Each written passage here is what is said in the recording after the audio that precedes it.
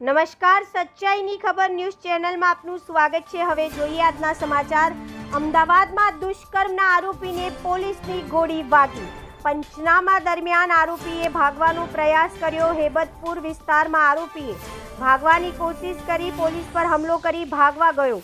સ્વ બચાવમાં પોલીસે આરોપીના પગમાં ગોળી મારી। ઘટનામાં એક પોલીસ કર્મી પણ ઈજાગ્રસ્ત થયો। આરોપી ધર્મસિંહને સારવાર માટે ખસેડાયો। આનંદનગર પોલીસે સમગ્ર મામલે તપાસ હાથ ધરી છે।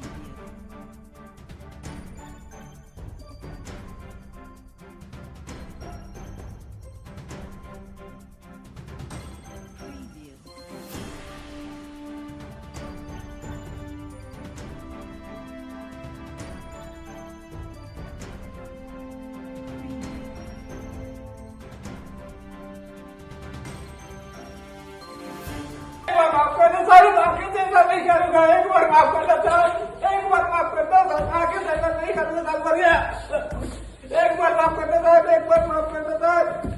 मर गया, हाँ साहब बचिया, एक बार माफ कर दो सर, एक बार माफ कर दो, एक बार माफ कर दो सर, एक बार माफ कर दो उसको। आगे से ऐसा कभी नहीं करूंगा सर, माफ कर दो। मर गया, माफ कर दो साहब, एक बार माफ कर दो, एक बार माफ कर दो साहब। आगे तो मैं कभी नहीं करूंगा। एक बार माफ कर दो साहब, एक माफ कर दो साहब, एक बार माफ कर दो साहब, एक बार माफ कर दो साहब। जिंदगी कभी मैं ऐसा काम नहीं करूंगा। एक बार खाली माफ कर दो साहब। जिंदगी में पहली बार कभी काम नहीं ऐसा करूंगा साहब। जिंदगी में एक बार खाली माफ कर दो साहब। અત્યારે હાલ કેવી રીતે સારવાર છે? એક પોલીસ કર્મી પણ ઈજાગ્રસ્ત થયો છે। ગઈકાલે આનંદનગર પોલીસ સ્ટેશન વિસ્તારમાં એક રેપના બનાવ બનેલો હતો। એમાં અમદાવાદ પોલીસની અને જુદા જુદા ટીમ બનાવીને આરોપી ધરમસિંહ રામશંકરસિંહની ગણતરીને કલાકોમાં ધરપકડ થઈ હતી। તે પછી એને મેડિકલ કરાવીને અને એને ડીએનએ સેમ્પલિંગ પર કરાવી દીધા હતા।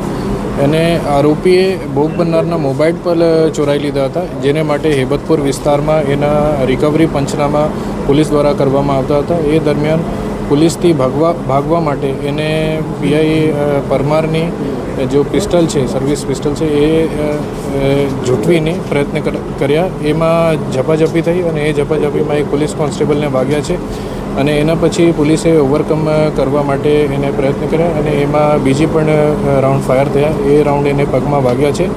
પોલીસ કોન્સ્ટેબલ અત્યારે સ્ટેબલ છે અને જો આરોપી છે એની પર સારવાર ચાલુ છે।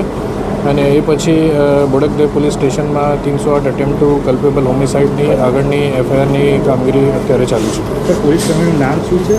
કેવી રીતે ઈજાગ્રસ્ત થયો? પોલીસ કોન્સ્ટેબલ વિરેન્દ્રસિંહ છે અને એ જે મેં કહ્યું કે એને ઝપાઝપી દરમિયાન એક રાઉન્ડ ફાયર થયા, એ રાઉન્ડમાં એને પગમાં વાગ્યા છે અને અત્યારે સ્ટેબલ છે। સર, આગળ હવે શું તપાસ કરવામાં આવશે? આગળ એની ઉપર એક એફઆઈઆર થશે, જૂની 308 IPC attempt to culpable homicide, અને એની ઉપર તપાસ કરવામાં આવશે। પોલીસ કર્મચારીને પણ ઈજા થઈ છે, પોલીસ કર્મચારી કોણ છે અને ક્યાં છે? એ પીસી પોલીસ કોન્સ્ટેબલ છે વિરેન્દ્રસિંહ અને એને પગમાં ગોલી વાગી છે, અત્યારે એ સ્ટેબલ છે। સર, हम दिखाएंगे सच्चाई की खबर चैनल को लाइक कीजिए, सब्सक्राइब कीजिए और हमारे साथ जुड़े रहिए। हम दिखाएंगे आपको सच्चाई की खबर।